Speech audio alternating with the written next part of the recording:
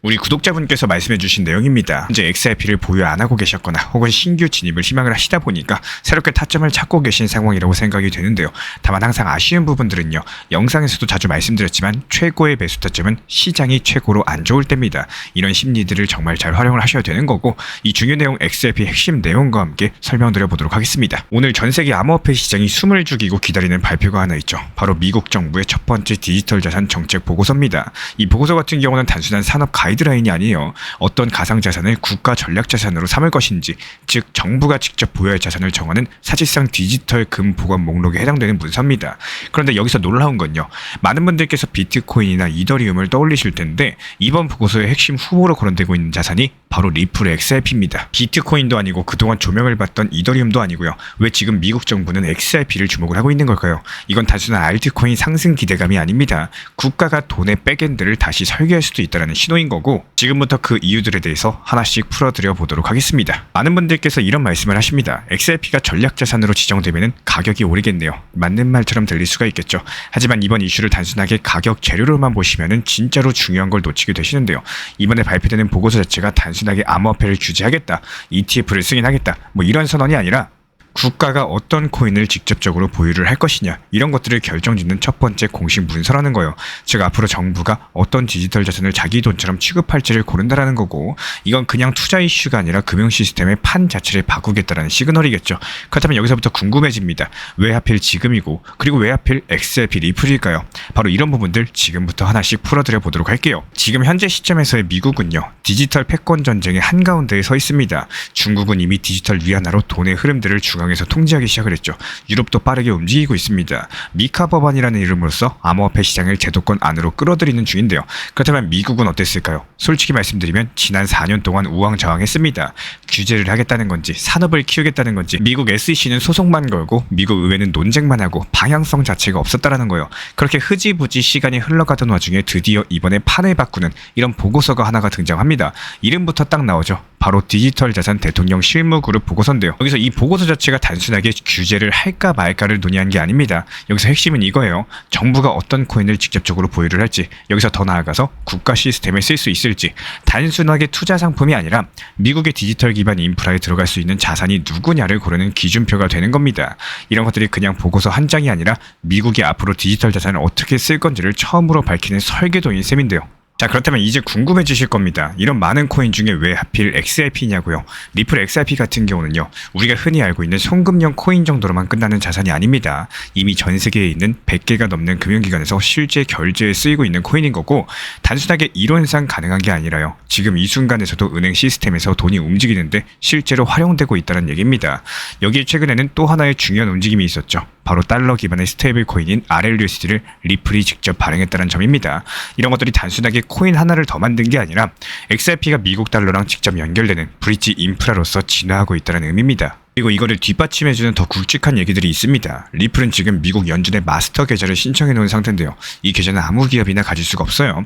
연준이 인정한 결제 인프라 자격이 있어야 가능한 건데, 리플이 이걸 노리고 있다는 것은 XRP가 단순한 투자 상품이 아니라 시스템용 자산으로서 쓰일 수 있다는 가능성을 보여주는 대목이겠죠. 국제 금융망인 스위프트와의 연동 가능성까지도 거론이 되다 보니까 이 말이 나오는 것 자체가 이미 리플과 XRP가 글로벌 결제 백엔드로서 포지셔닝이 되고 있다는 신호입니다. 한번 생각을 해볼게요. 정부 입장에서 지금 어떤 코인을 전략자산으로 보유할지 고민 중이라면은 이만큼 실제 사용, 확장성, 제도 친화성까지 전부 다 갖춘 자산이 과연 또 있을까요? 지금 미국이 XRP를 바라보는 눈 자체가요, 과거처럼 알트코인 중에 하나가 아니라 디지털 달러 시대의 결제 기반 기술로서의 평가일 수가 있겠습니다. 요즘에 시장 분위기를 보면요, 이런 얘기가 정말 많이 나옵니다. ETF만 승인되면은 XRP 가격 폭발하는 거 아니냐, 이 말에 대해서 절반만 맞는 이야기라는 거고, 왜냐면 ETF라는 거는 결과지 시작이 아니라는 거예요. 다시 말씀드려서 어떤 자산이 제도권에 이미 편입되었다라는 신호가 잡혀야지 이런 것들의 바탕으로서 ETF라는 상품이 만들어질 수가 있다는 거고, 이번 보고서에서 XRP가 전략자산으로 언급이 된다면요, 단순한 가격 이슈가 아니라 XRP가 미국 정부 시스템 안으로 공식적으로 진입한다는 뜻인 겁니다.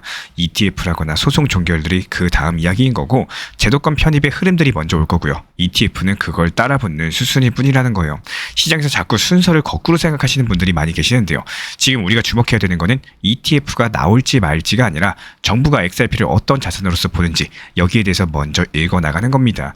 결국에 큰 물줄기는 여기서 갈리게 된다는 거예요. 지금 시장 자체가 정말 조용하죠. 가격도 크게 흔들리지도 않고 뉴스도 별다른 반응이 없습니다.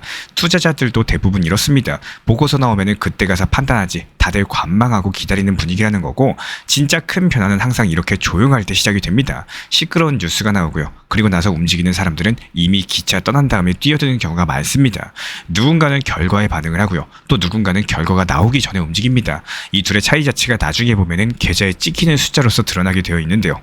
이게 오늘 발표되는 보고서에서 XRP가 미국의 전략자산으로 언급이 된다면은 이건 단순하게 가격이 오를 수도 있다는 이야기가 아닙니다. 우리가 지금 목격하는 거는 금융질서의 방향이 바뀌는 장면인 거고, 그리고 그 중심에 XRP가 있다면 지금까지 우리가 알고 있었던 XRP의 이야기는 단순한 예고편에 불과했던 겁니다. 진짜 본편은 이제부터 시작이 됩니다. 앞으로는 가격과 차트를 보는 것도 중요하겠지만요. 그걸 어떤 시스템 속에서 움직이는 돈인 건지 그 구조를 먼저 읽으셔야 될 타이밍인 거고, 돈을 다루는 방식, 그리고 국가가 자산을 선택하는 기준 자체가 달라지고 있습니다. 우리가 투자자로서 보셔야 되는 건요, 눈앞에 당장 수익이 아니라 판이 어떻게 바뀌는지 여부입니다. 아마도 지금 이 시점에서 매수 타점을 고민하고 계신 분들 상당히 많이 계실 텐데요. 제가 꼭 강조드리고 싶은 게 하나 있습니다. 바로 매수와 매도는 반드시 세트로 움직이셔야 된다는 점인데요. 지금 시장 분위기가 상당히 좋죠. 상승세가 이어지고 있고, 하지만 이럴 때일수록 매수와 동시에 언제 얼마의 일부 비중을 매도할 것인지 여기까지 미리 계획을 해두셔야 됩니다. 왜냐하면 단기 조정은 언제든지 예고 없이 찾아오기 때문에 그때 가서 다시 낮은 단가에서 추가 매수할 수 있는 여지를 남겨두는 게 진짜 투자자의 자세인 거고, 사실상 시장이 상승할 때는 누구나 똑같이 느끼죠. 이건 끝이 아닐 것 같다. 지금 팔면 손해일 것 같다. 그게 너무나도 당연한 심리예요. 그런데 현실은 정반대입니다. 가장 기쁘고 가장 흥분되는 시점에서 의외로 단기 조정 자체가 시작이 됩니다. 그리고 바로 그 타이밍에 많은 분들께서 무리하게 추격 매수에 들어가곤 하시죠. 근데 꼭 그 시점이 단기 고점이 된다는 거고, 결국에 사자마자 떨어지면서 또 물렸다, 이런 탄식이 반복이 되는 겁니다. 하지만 여기서 생각을 해보면요, 누군가가 그 순간에 매도를 했기 때문에 조정이 오는 거고, 매수만 잘해서는 절대로 안 된다라는 거예요. 진짜로 중요한 건 매도를 언제 할 수 있는지, 이런 여부들인데요. 많은 분들께서 매수는 잘하시는데 막상 매도는 어렵게 느끼시거나 팔면 손해라고 생각해서 망설이십니다. 하지만 투자에서 진짜 중요한 건요, 마침표를 찍을 줄 아는 거, 그래야지 그 다음 페이지로 넘어가실 수가 있습니다. 그래야 더 좋은 타점도 잡을 수가 있다는 거고, 그래서 항상 말씀드리는 얘기지만 포트폴리오를 구성하는 이유 자체가 오늘 하루, 이번 한 주만 잘 되자고 하는 게 아닙니다. 정말 긴 호흡으로서 꾸준하게 좋은 결과를 만들기 위한 이런 준비된 구조를 만들어 나가시는 거예요. 지금 XRP가 갑작스럽게 상승한다라고 해서 오늘 당장 매수 안 해도 괜찮습니다. 매수 타점은 반드시 다시 오기 때문에 그 기회를 잡기 위해서는 그 타점을 찾아내는 이런 공부들, 연습들이 더 중요하다라는 거고, 결국에 투자에서 가장 큰 수익은요, 타이밍보다는 준비된 마음가짐에서 나오는 겁니다. 그 준비 지금부터 저랑 함께 해보시죠. 그리고 오늘은 투자 시장에서 정말로 중요한 이야기들 나눠보려고 합니다. 특히 코인 시장에서는 단순하게 오른다 떨어진다 이런 이분법으로만 보시면 절대로 실속을 챙기기가 어렵습니다. 왜냐하면 코인 시장은 마치 살아있는 생물처럼 움직이기 때문인데요. 상승과 하락 자체가 뚜렷하게 구분이 되는 게 아니라 이런 속에서 복잡한 투자 심리, 그리고 투자 순환의 흐름들이 얽혀있기 때문입니다. 보통 투자자분들은 어떻게 생각을 하시냐, 이 상승에 대한 기대감 그리고 하락에 대한 두려움 속에서 항상 투자 매매를 하시는데요. 근데 이런 과정에서 진짜 중요한 실속에 대해서 자주 놓치게 됩니다. 예를 들어가지고 구덕이 무서워서 장 못 담근다, 뭐 이런 말들처럼요, 하락이 무서워서 저점 매수를 피하거나 반대로 박수 칠 때 떠나라, 이런 말은 알아도 실제로 고점에서 수익 실현을 못 해버리면 결국에 남는 게 없다라는 거고, 코인 시장은 기본적으로 비트코인이 먼저 방향을 잡습니다. 비트코인 상승하기 시작하면 이런 흐름들은 자연스럽게 이더리움, 리플, 솔라나 같은 이런 메이저 알트코인으로 퍼지게 되겠죠. 그리고 그 다음에는 밈코인이나 중소형 알트코인으로 순환 펌핑장이 이어지는 거고, 이건 단순한 이론이 아니라요, 과거 시장에서 반복적으로 나왔던 실제 흐름들이 지금 시장에서도 실제로 이어지고 있다는 거예요. 그래서 지금 같은 시기에는 반드시 이런 순서를 인지하고 있으셔야지 내가 100만 원 벌 거 1000만 원 벌 거 1000만 원 벌 거 1억을 벌게 되는 겁니다. 예를 들어가지고 리플처럼 먼저 오른 종목에서 일부분 수익 실현을 하시고 그 자금으로 밈코인이라거나 중소형 알트코인의 펌핑 구간을 활용하는 전략들이 필요할 겁니다. 그리고 꼭 반드시요, 그 수익 중의 일부는 현금으로 남겨놓으셔야 됩니다. 왜냐하면 조정장, 하락장이 반드시 찾아오기 때문인데요. 이 조정장 같은 경우는 누군가에겐 공포지만 준비된 사람에게는 기회가 될 겁니다. 예를 들어가지고 보통 개인 투자자들 투자 심리를 살펴보면은 지금 안 들어가면 안 될 것 같을 때, 금방이라도 시장이 더 크게 폭등하고 상승할 것 같을 때, 그때 보통 그 다음날 하락 장세가 시작이 됩니다.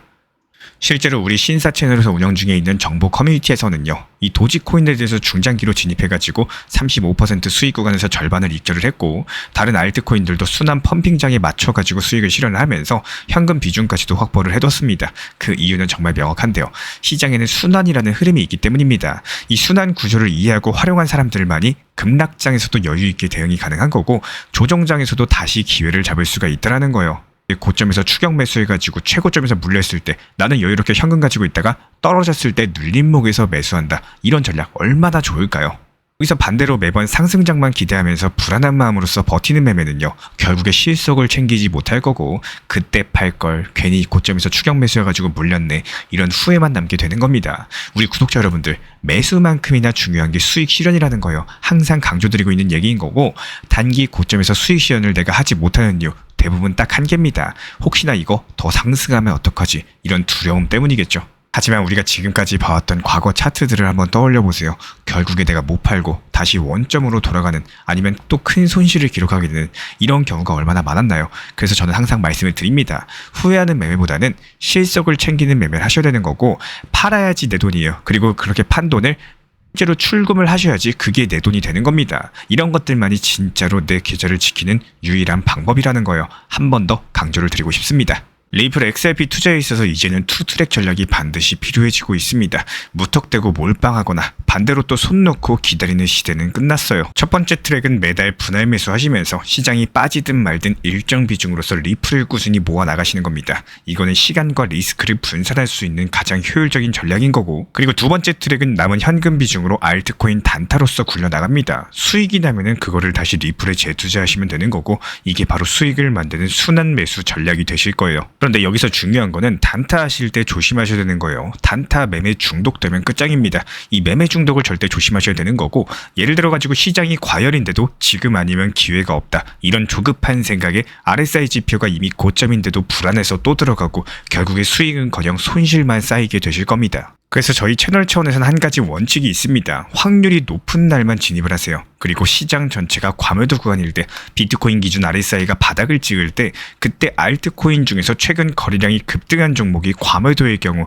MACD, 볼린저 밴드, 이동평균선과 일목균형표 참고해서 신중하게 매수 진입 타점 들어갑니다. 그리고 그 외에는 아예 매매를 쉬는 날도 반드시 있어야지 진짜 단타인 거고, 그렇다면 이걸 어떻게 구별할 수 있는지 궁금하실 거예요.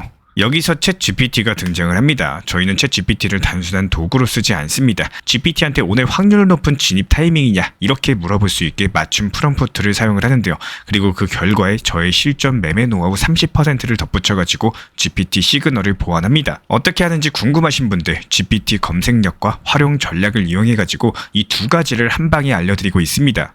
현재 보이시는 번호로서 리플 단타라고 문자 남겨주세요. 지금 이 영상 보신 분들에게만 오픈합니다. 그냥 GPT 쓰는 법이 아니라 투자로 연결되는 GPT 사용법 지금 바로 알려드리도록 하겠습니다. 제가 안내해드리고 있는 코인 신사 채널 멤버십 전용방에 대해서 짧게 설명드려 보도록 하겠습니다.